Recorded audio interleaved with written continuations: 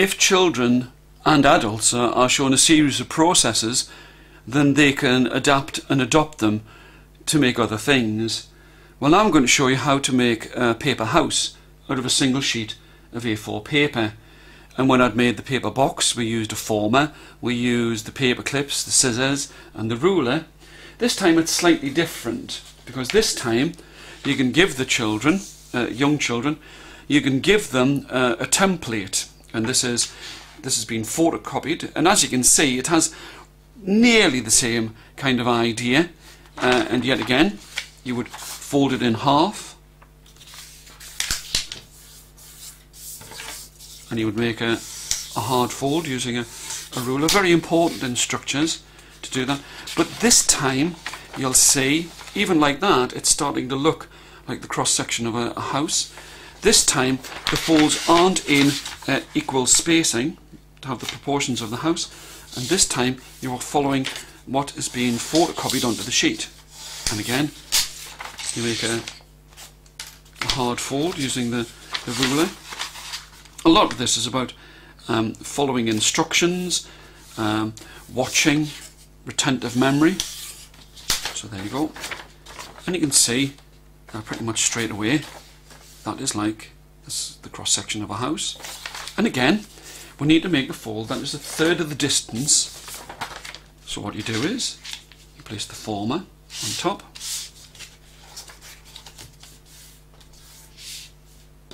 make a hard fold, and again put it up. I must point out that it doesn't necessarily have to be completely accurate. If you can see, it's slightly wandered off the side there. But now, in the same way as we did before when we made the box, you could put a mark on. That shows that you have to cut from the side. But this is the difference when you're making the house. You're cutting out this V to make the roof. Okay, and it's 1, 2, 3, 4 cuts that you make at the side. So on top of that line, or if you have this on the side, and here you cut from the side. The process isn't exactly the same as making the box, but it's very close. You cut out that triangle and you discard that. Obviously you would show the children how to make a box first and then how to make a house. But here, cutting from the side to where the mark lands, cut it out. So when there's a familiarity and the children have made boxes for themselves, and with the reception children I did leave them with pieces of paper so that they could make the boxes themselves. So put that inside, pull that up, and this time you only need to use one paper clip, rounded ends down, press that. It's one side of the house. Quite often it is better if you put that in. I'll show you with a larger paper clip.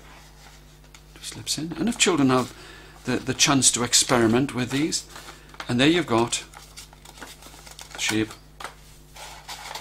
of a house. Just needs a little bit of adjusting there. It's a structure. And there are two ways that you can actually make this house. You can have it so that the pieces are quite far apart, or that they overlap. So if you were to construct a village using paper houses, you could have different sizes and different shapes, and obviously this could be done on A3 paper so that the houses would be much bigger. And there you have a house. Now as you see it like that, it's quite plain, but what you could do is you could allow the children to actually use a pencil and rub it against a brick, or draw their own front doors. I've left that up to you in this instance, but I'll do it again, but this time I'll do it without all of the commentary.